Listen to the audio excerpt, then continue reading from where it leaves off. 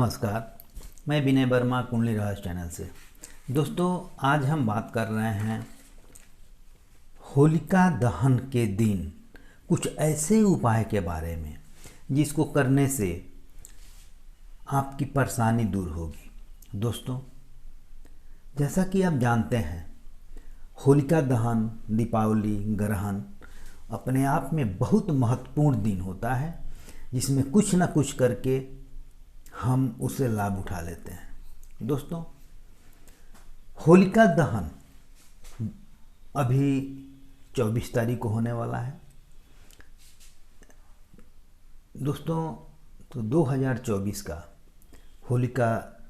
होली के एक दिन पहले होलिका दहन 24 तारीख को हो रहा है। दोस्तों, होली के 8 दिन पहले होलिकाष्टक लगता है। थोड़ा सा हम होलिकाष्टक की भी चर्चा कर लेते हैं। तो होलिकाष्टक लगता है, इसमें अक्सर बहुत कुछ परहेज बताया जाता है, बहुत कुछ नहीं करने के लिए बताया जाता है। उसके पीछे कुछ कारण होते हैं। वह कारण क्या है वो मैं आपको बतला रहा हूँ। दोस्तों, होली से 8 दिन पहले जो होलिकाष्टक लगता है, उस होलिकाष्टक में शादी करना, गृह प्रवेश करना या फिर 16 संस्कार करना, इस तरह के बहुत सारी चीज़ें हैं कि नहीं किया जाता है। जमीन का भूमि पूजन वगैरह ये सब नहीं किया जाता है, परंतु कुछ वैसी वस्तुएं जो आवश्यकता की चीज़ें हैं उसको खरीद सकते हैं। ध्यान यह देना होता है कि इस होलिकाष्टक में जो ग्रह होते हैं वह उग्र होते हैं। बस उस ग्रहों के हिसाब से अपना खरीदारी या कोई भी काम नहीं करें। तो वह कैसे, इस बार कैसे हो रहा है वो चीज़ मैं बतला रहा हूँ। जैसे 17 तारीख को होलिकाष्टक शुरू हो रहा है, तो 17 तारीख को चंद्रमा उग्र रूप में रहेगा।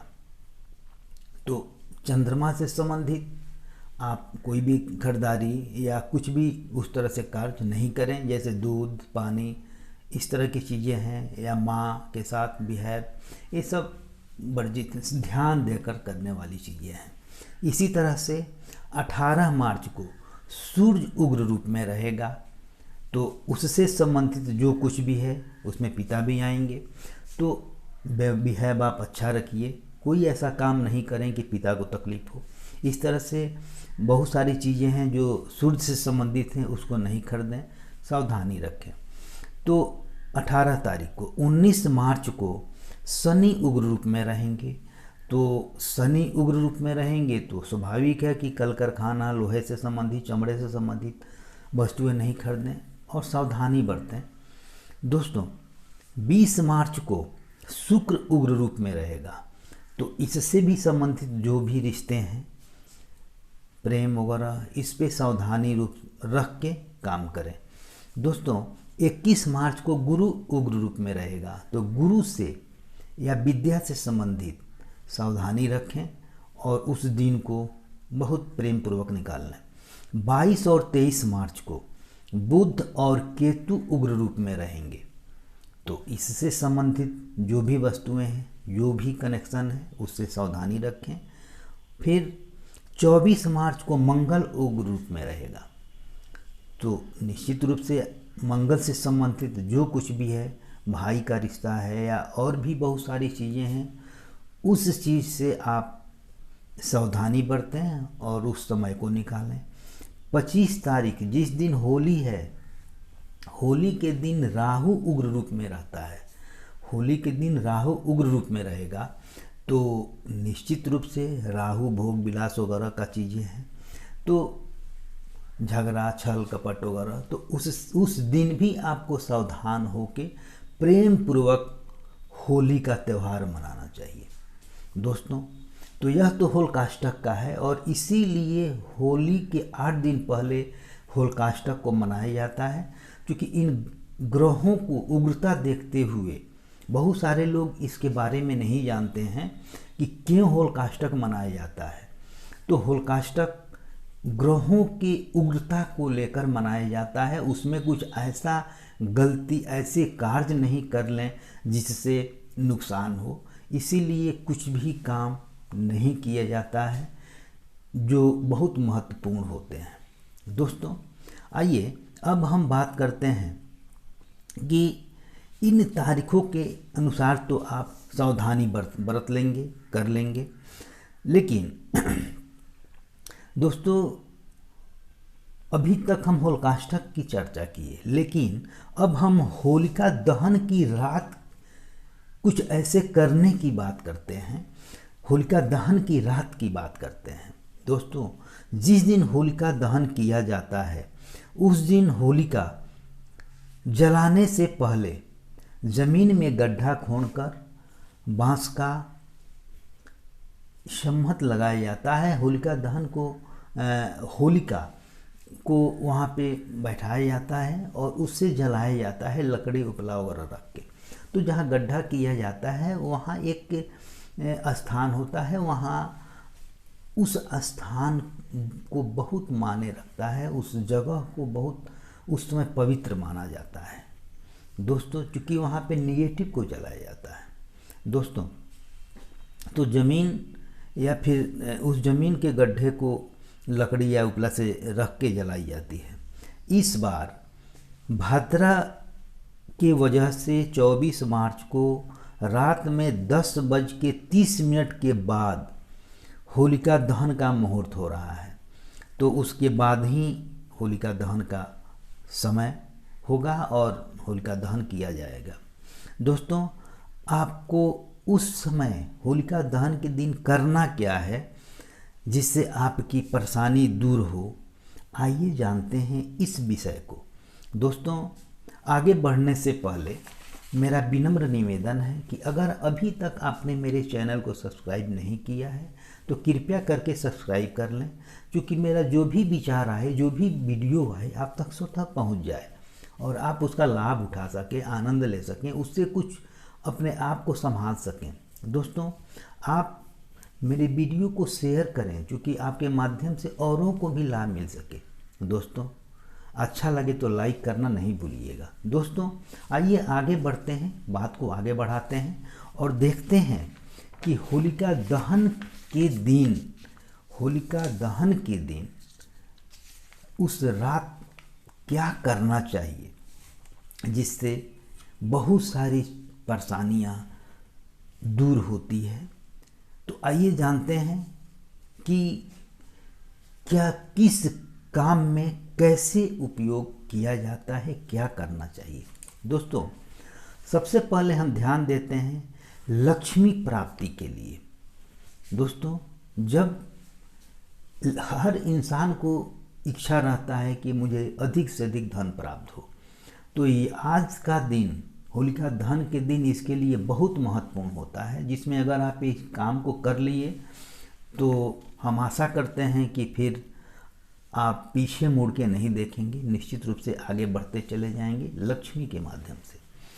तो लक्ष्मी के लिए, लक्ष्मी प्राप्ति के लिए आप क्या करें, पीतल, लोहा और चांदी का थोड़ा थोड़ा टुकड़ा ले लें और जहाँ होलिका दहन हो रहा है वहाँ पे आप चुपके से बिना किसी को बताए इन तीनों को एक साथ रख के गड्ढा से ढक दें। जहाँ पे होलिका दहन किया जाता है उस कंपाउंड में, उस कंपाउंड के अंदर गड्ढा थोड़ा खोदें और उसको रख दें। फिर होलिका दहन होने दीजिए और कल सुबह जाके उस पीतल, लोहा और चांदी के जो टुकड़ा उसमें रखे हैं उसको निकाल लीजिए और उसको रिंग बनाइए, छल्ला बनवा लीजिए और उस छल्ले को विपरीत हाथ में यानी लेफ्ट हैंड में अनामिका रिंग फिंगर में धारण कर लें। दोस्तों आप देखेंगे कि जैसे जैसे समय बीतता जाएगा आप ऐसे कर्म करेंगे जिससे आपको निश्चित रूप से धन की प्राप्ति होगी और अच्छे धन के स्रोत बनने शुरू हो जाएंगे। यह अचूक उपाय है दोस्तों, इसको निश्चित कीजिएगा, इसका लाभ लीजिएगा। दोस्तों अगला रोज़मर्रा के डेली का जो इनकम का व्यवस्था है। डेली आप कर्म करते हैं, आप ये चाहते हैं कि आज हम जो कर रहे हैं हमको उसका बेनिफिट हो, जो भी करते हैं आज हमको मिले, जिससे मेरा सब कुछ चलता रहे। तो अच्छा इनकम हो, पर डे का अच्छा इनकम, रोज़मर्रा के लिए इनकम और समाज में प्रभाव, एक पहचान बनाने के लिए क्या करें कि आप नारियल का गोला लें।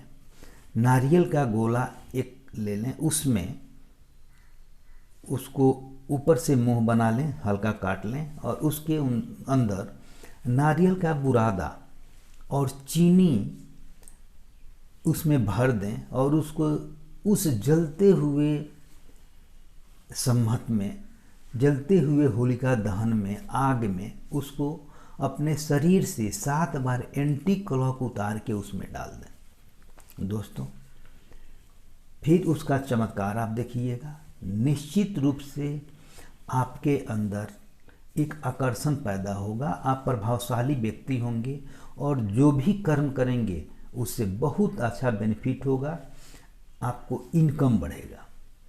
दोस्तों तो आइए हम बात करते हैं दोस्तों मानसिक परेशानी को लेकर, टेंशन को दूर करने के लिए क्या करना चाहिए। दोस्तों एक सूखा नारियल लें, उसमें काला तिल और राई अर्थात तोरी क्या करें उसमें डाल दें, काला तिल और राई, फिर सरसों का तेल उसमें डाल के भर दें। फिर अपने शरीर से 3 बार उतारा कर लें, एंटी क्लॉक पूरे शरीर से उतारा कर लें और अपने इष्ट को ध्यान में रखते हुए परिक्रमा करें नारियल को लेकर और फिर उसको आग में डाल दें। दोस्तों निश्चित रूप से आपकी मानसिक टेंशन जो कुछ भी है वो सब धीरे धीरे स्वाहा हो जाएगा उस आग में जल के, और आप बहुत रिलीफ महसूस करेंगे, आपकी हर परेशानी दूर होनी चली जाएगी। दोस्तों इसके अलावा शारीरिक परेशानी की अर्थात बीमारी में आप दवा लेते हैं पर आपको दवा काम नहीं कर रहा है, बहुत परेशान है, तो दोस्तों आप क्या करें कि आप जलते हुए राख को जो होलिका दहन का राख होता है उस राख को लीजिए और राख को इकट्ठा कर लीजिए और उस राख को सोने से पहले रात में प्रतिदिन ललाट पे तिलक किया कीजिए। निश्चित रूप से जो दवा आप ले रहे हैं बहुत शक्तिशाली होता है होलिका दहन की राख, तो आप अगर सिर्फ तिलक करते हैं उस राख से तो आपको निश्चित रूप से शारीरिक कष्ट दूर होगा, बीमारी दूर होगी और जो भी दवा लेते हैं आपको सूट करेगा और वही दवा काम करना चालू कर देगा।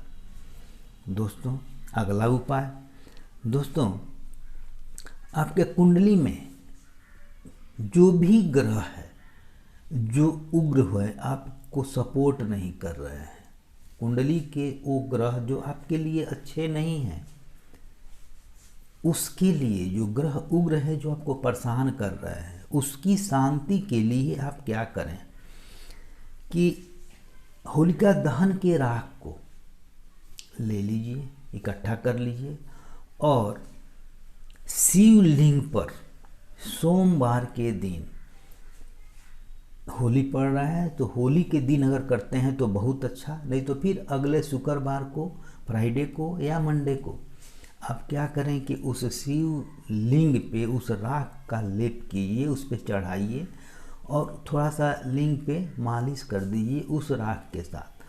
फिर पुनः जल से और दूध से शिवलिंग का स्नान करा दीजिए, यानी अभिषेक कर दीजिए। मन में महामृत्युंजय का मंत्र जाप करते हुए 11 बार 21 बार जितना संभव है 108 बार करते हुए उसका जाप कर लीजिए। फिर उस राख से जो भी है ना, उस राख में से थोड़ा सा शिव पे लगाया हुआ जो राख है उसमें से थोड़ा सा उठा के अपने पास रख लीजिए, और जो राख आपके पास अपने घर पे रखे हैं उस राख में मिला दीजिए। और फिर जब आप स्नान करने जाते हैं तो नहाने से पहले उस जल में, उस पानी में राख जो रखे हैं मिलाया हुआ, शिवलिंग के पास से लाया हुआ जो राख है उस राख में से जो मिला दिए हैं, उसमें जो पहले से राख है उसमें मिला दिए हैं, उस राख से आप एक चिटकी निकालिए और स्नान करने वाले पानी में डाल दीजिए, जल में डाल दीजिए। उस जल से स्नान कीजिए, महामृत्युंजय का मंत्र का जाप करते हुए।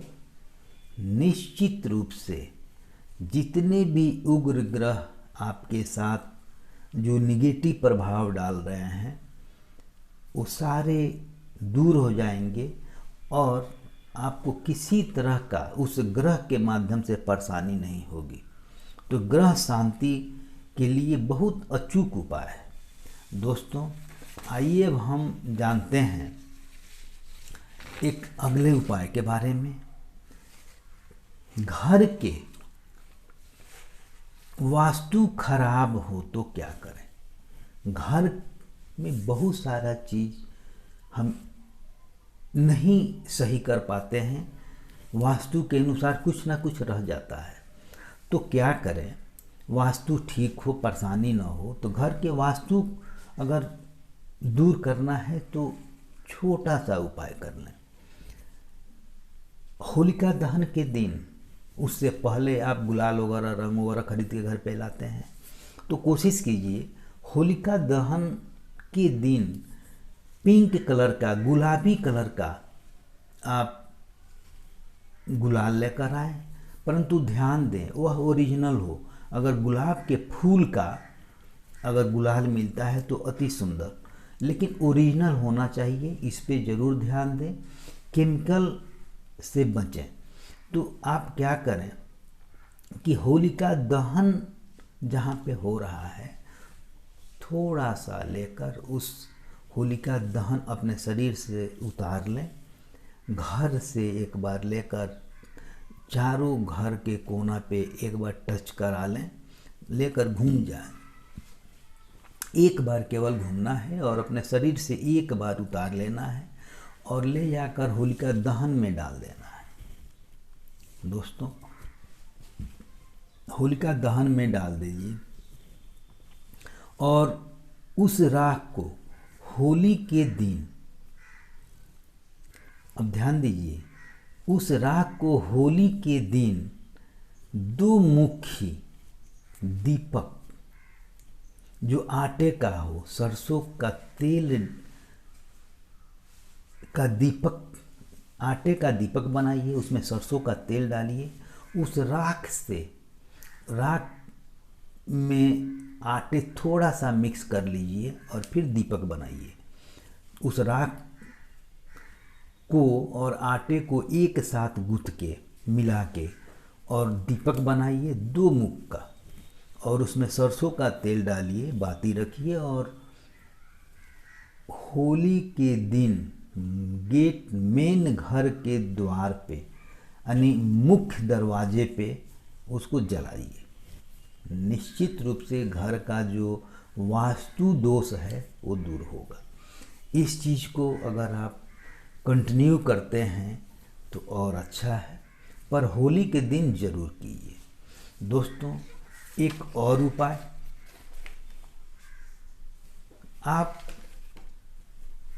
निश्चित रूप से अक्सर हम देखते हैं कि घर में निगेटिव या किया कराया किसी का जादू टोना टोटका वगैरह लग जाता है। दोस्तों, तो किया कराया बंधन निगेटिव को दूर करने के लिए आप क्या करें होलिका दहन के दिन, ध्यान दीजिए दोस्तों, यह अचूक उपाय है होलिका दहन का, तो ये ध्यान दीजिए। होलिका दहन का जो राख होता है बहुत मायने रखता है। तो उस दिन क्या करें निगेटिव को दूर करने के लिए, किया कराया बंधन से मुक्ति पाने के लिए आप उस राख को एक पीतल के बर्तन में रख लें तथा उसमें सेंधा नमक, एक मुट्ठी राई डालकर पीतल सेंधा, एक पीतल के बर्तन में, ध्यान दीजिए, एक पीतल के बर्तन में राख को रखिए, होलिका दहन के राख को, उसमें सेंधा नमक डाल दीजिए और एक मुट्ठी राई डाल दीजिए, यानी तोरी काली काली जो सरसों होती है उसको राई बोलते हैं, उसको डाल दीजिए।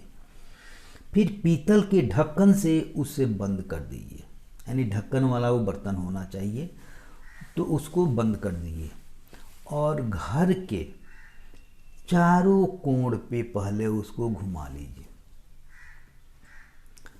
और अग्नि कोण में लाकर, घर के अग्नि कोण में, अग्नि कोण बोलते हैं पूरब और दक्षिण का कॉर्नर, उसे अग्नि कोण बोलते हैं। तो उस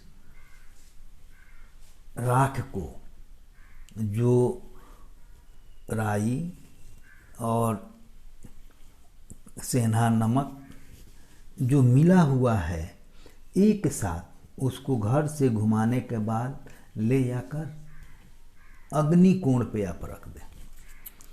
निश्चित रूप से बंधन किया कराया निगेटिव दोष हटाने के लिए कारगर होगा। बस करना क्या है, रखने से पहले अपने शरीर से या परिवार में जिसके भी साथ है सबको, सबके शरीर से 7 बार एंटी क्लॉक उतार के अग्नि कोण पे ले जाकर रख दें। निश्चित रूप से आपका वो परेशानी दूर होगा। दोस्तों, अगर परिवार में बहुत सारे बच्चे हैं जो बीमार रहते हैं, तो जो मैं बीमारी के लिए बतलाया, जितने भी उपाय मैंने बतलाया, उसको क्रमशः आप अलग अलग करके कर सकते हैं। दोस्तों, हम आशा करते हैं कि आप इसका लाभ जरूर उठाएंगे और अगर आपको समझ में नहीं आएगा तो आप हमको कांटेक्ट कर सकते हैं, मैं आपका मार्गदर्शन कर सकता हूं। दोस्तों, पुनः एक बार निवेदन है कि अगर आप अभी तक मेरे चैनल को सब्सक्राइब नहीं किए हैं तो सब्सक्राइब कर लें। अगले वीडियो में फिर मिलेंगे, तब तक के लिए जय माता दी।